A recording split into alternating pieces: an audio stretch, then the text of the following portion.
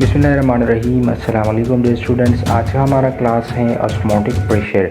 Osmotic pressure क्या होता है, तो चलिए डेफिनेशन से शुरू करते हैं। ये एक मिनिमम प्रेशर रिक्वायर्ड होता है किसी भी सॉल्यूशन के लिए कि वो इनवर्ड फ्लो ऑफ सॉल्वेंट को वो रोके across a semi permeable membrane को।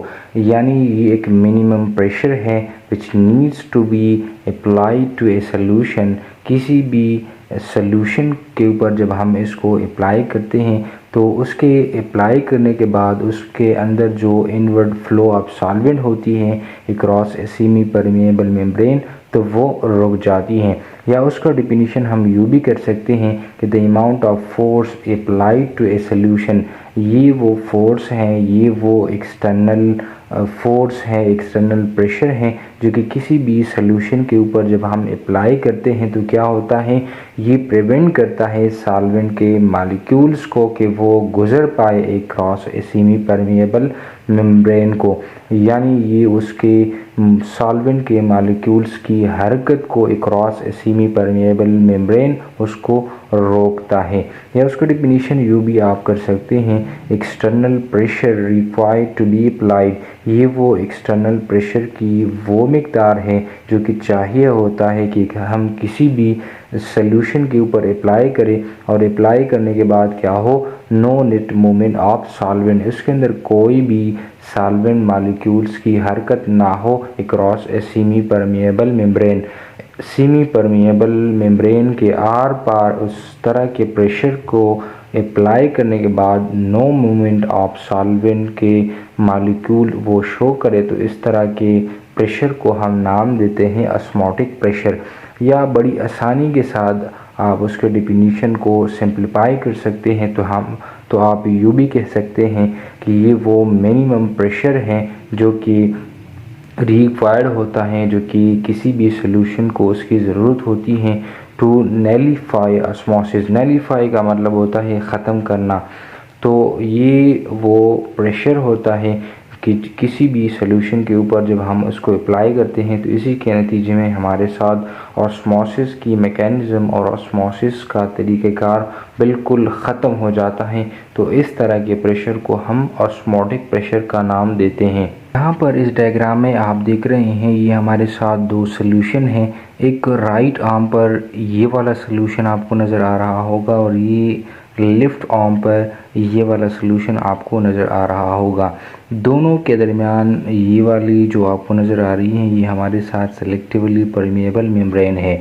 जो लेफ़्ट आर्म पर हमारे साथ जो सॉल्यूशन है इसमें ये शुगर सॉल्यूशन है। शुगर सॉल्यूशन अगर है तो इसका मतलब ये है कि इसके अंदर लो वाटर पोटेंशियल है, यानी वाटर कम है और शुगर यानी सॉल्यूट के मॉलिक्यूल क्या है, ज़्यादा है। और राइट आर्म पर जो सॉल्यूशन है उसके ये किस तरह का सॉल्यूशन है, तो ये प्योर वाटर का सॉल्यूशन है। अगर प्योर वाटर का सॉल्यूशन है तो इसका मतलब ये है कि इसके अंदर क्या है, हाई वाटर पोटेंशियल है। हाई वाटर पोटेंशियल का मतलब ये है कि इसके अंदर वाटर की कंसंट्रेशन क्या है, ज़्यादा है। और वाटर क्या है यहाँ पर, इज़ ए सॉल्वेंट हम बायोलॉजिकल मेम्ब्रेन के अंदर वो उसको हम लेते हैं।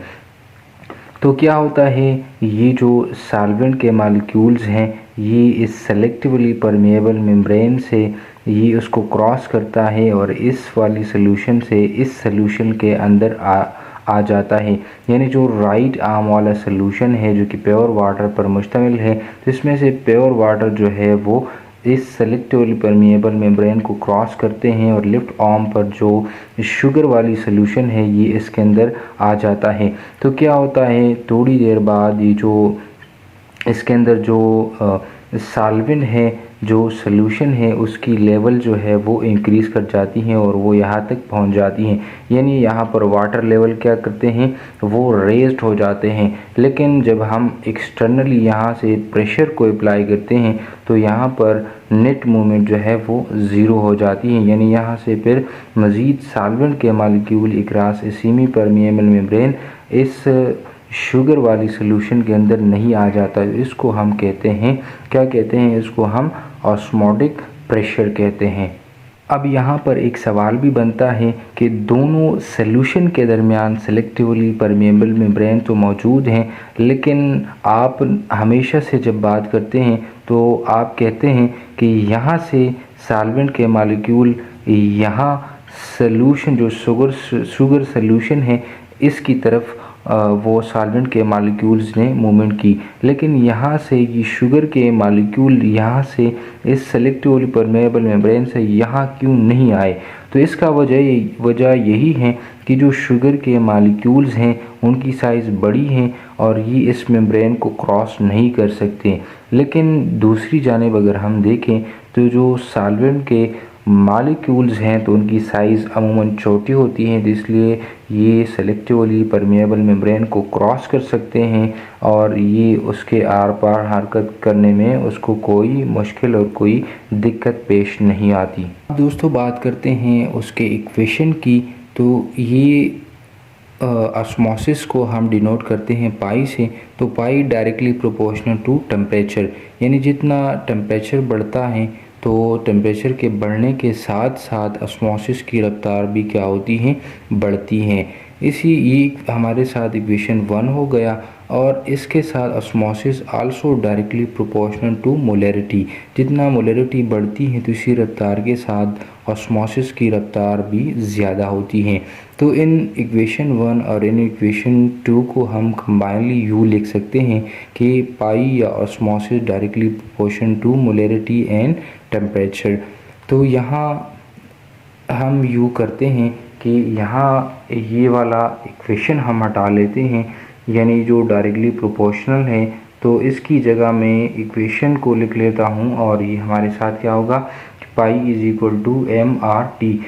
यहाँ पर ये पाई क्या है, ये ऑस्मोटिक प्रेशर को डिनोट करता है, यहाँ T एब्सोल्यूट टेम्परेचर को डिनोट करता है और M हमारे साथ मोलैरिटी को एक्सप्रेस कर रहा है और R क्या है, यहाँ एक आइडियल सॉल्यूशन कांस्टेंट है। तो यही आप इतना ही याद रख लें कि जितना हमारे साथ टेम्परेचर बढ़ती है तो टेम्परेचर के बढ़ने के साथ साथ ऑस्मोसिस की रफ्तार भी क्या होगी, बढ़ेगी।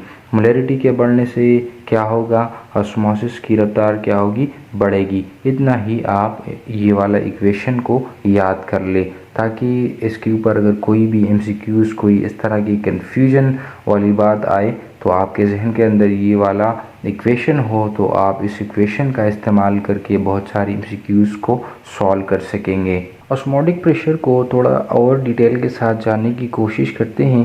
तो ऑस्मोटिक प्रेशर जो है ये एक कोलगेटिव प्रॉपर्टी है सॉल्यूशन की, जो कि बहुत सारे औकात में हम उसको देख पाते हैं, जो एक सेमी परमेएबल मेम्ब्रेन का इस्तेमाल करके उसको हम अब्जॉर्ब कर सकते हैं।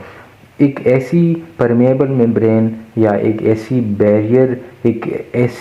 बैरियर की जिसमें छोटे छोटे सुराख हो तो इसके अंदर हम ऑस्मोटिक प्रेशर का बिनामिना वो देख सकते हैं।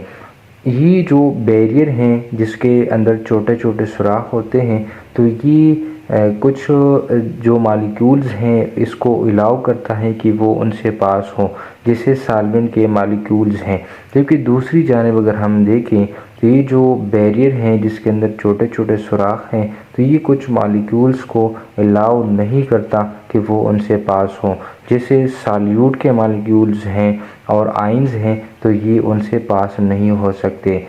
वर्चुअली अगर हम देखें, आमतौर पर अगर हम देखें तो जितने भी बैरियर्स हैं जो कि हमारे साथ ऑर्गेनिज़म्स को सेपरेट करता है, अलहदा करता है उसके इन्वायरमेंट से, तो वो तमाम के तमाम बैरियर वो हमारे साथ मोस्टली सेमी परमेएबल मेम्ब्रेन होते हैं, जो कि कुछ वाटर मॉलिक्यूल्स को और कुछ छोटे छोटे आयंस वगैरह को वो अलाउ करता है कि वो उनसे पास हो। लेकिन जो सॉल्यूट के मॉलिक्यूल्स हों जो कि जिनके साइज़ बड़े होते हैं और चार्ज वाले भी होते हैं तो वो उनसे वो नहीं गुज़र पाते। तो ये जो ऑस्मोसिस का प्रोसेस है, ऑस्मोटिक का प्रोसेस है, तो ये इसको हमने बड़ी डिटेल के साथ स्टडी कर ली। इस लेक्चर के अंदर कोई कन्फ्यूजन, कोई सवाल हो तो आप कमेंट बॉक्स में पूछ सकते हैं।